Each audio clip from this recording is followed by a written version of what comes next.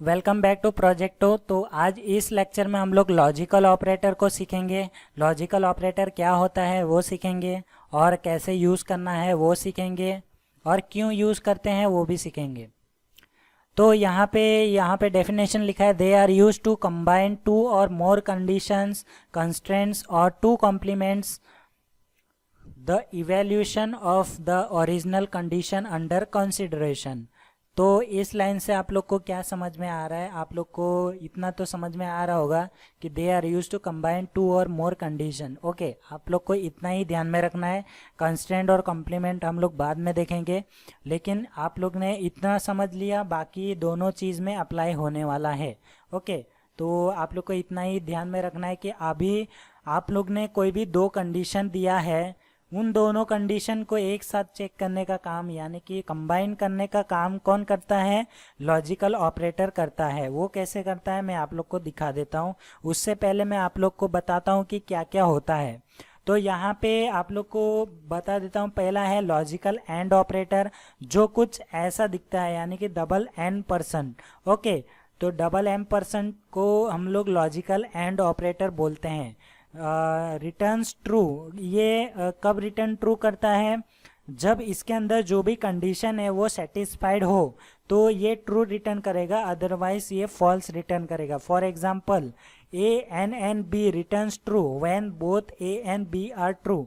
मतलब कि for example यहाँ पे लिखा है दैट इज नॉन ज़ीरो, यानी कि ए इक्वल्स टू ज़ीरो और बी इक्वल्स टू वन ऐसा रहा, तो इस केस में आप लोग को जो है फॉल्स रिटर्न करेगा। अगर आपके केस में a इक्वल्स टू वन और b इक्वल्स टू वन है तो आप लोग को ट्रू रिटर्न करेगा। उसके बाद आता है लॉजिकल और ऑपरेटर। तो इसका सिंबल जो है, ये दो पाइपलाइन है एक साथ, तो आप लोग देख सकते हो।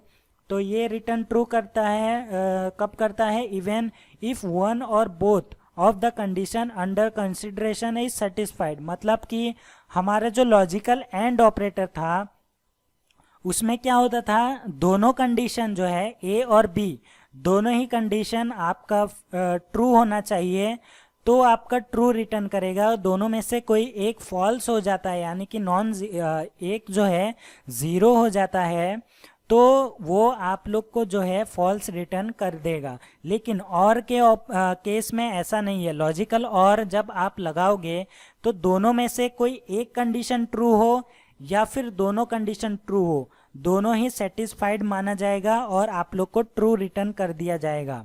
अगर दोनों ही फॉल्स है तो आप लोग को जो है फॉल्स रिटर्न कर देंगे। ओके, उसके बाद आता है लॉजिकल नॉट ऑपरेटर। तो उसके लिए आप लोग को एक्सक्लेमेशन साइन जो है यूज़ करना है। Returns true the condition in consideration is not satisfied, otherwise it returns false. अगर आपका कंडीशन जो है सेटिस्फाइड नहीं होता है तो आप लोग को जो है फॉल्स रिटर्न ट्रू रिटर्न करेगा, otherwise false. Example, not A returns true if A is false. Okay, अगर ए फॉल्स है, अगर आप ऐसे लिखोगे नॉट ए, तो ये आप लोग को ट्रू रिटर्न करेगा अगर ए फॉल्स है तो इसको हम लोग टेबल में देख लेते हैं। ये रहा हमारा लॉजिकल एंड। तो यहाँ पे आप लोग देख सकते हो, इसको ऐसे लिखा जाता है x ग्रेटर देन 5। ऐसा नहीं कि यहाँ पे x ग्रेटर देन 5 ही लिखना है, आप लोग कोई भी कंडीशन दे सकते हैं। यहाँ पे दो कंडीशन दिया है, दोनों कंडीशन के बीच में आप लोग देख सकते हो ये डबल एम परसेंट लिखा है। It returns true when both conditions are true. तो यहाँ पे ये लाइन का याद रखना है आप लोग को। दोनों कंडीशन अगर ट्रू होता है तो आप लोग को ट्रू वैल्यू जो है रिटर्न में मिलेगा। उसके बाद बात करते हैं लॉजिकल और। तो लॉजिकल और भी सेम ऐसे ही आएगा, लेकिन आप लोग को दो पाइपलाइन यूज़ करना है। लेकिन उसका जो डेफिनेशन है वो क्या है? It returns true when at least one of the condition is true. मतलब कि इन दोनों में से कोई एक कंडीशन ट्रू होगा तो आप लोग को जो है ट्रू रिटर्न करेगा। ओके, तो फिर आप लोग को ऐसा नहीं कि एक या दोनों जो है ट्रू होगा तो आप लोग को ट्रू रिटर्न करेगा। अगर दोनों ही फॉल्स है तो ही फॉल्स रिटर्न करेगा। तो इसके बाद आता है लॉजिकल नॉट। लॉजिकल नॉट ऐसे रिप्रेजेंट किया जाता है, नॉट पहले लिखते हैं उसके बाद कंडीशन। ओके, तो ये ब्रैकेट के अंदर आता है। It reverse the state of the operand and if जो भी कंडीशन आपने दिया है इज ट्रू, उसके बाद logical not operator makes it falls. तो यहाँ पे ये होता है, अगर आपका ट्रू है तो फॉल्स कर देगा, अगर फॉल्स है तो ट्रू कर देगा। तो ये बात कौन करता है? Logical not. तो ये आप लोग को ध्यान में रखना है। उसके बाद हम लोग बीट वाइज ऑपरेटर देखेंगे, उसके बाद प्रैक्टिकल देखेंगे।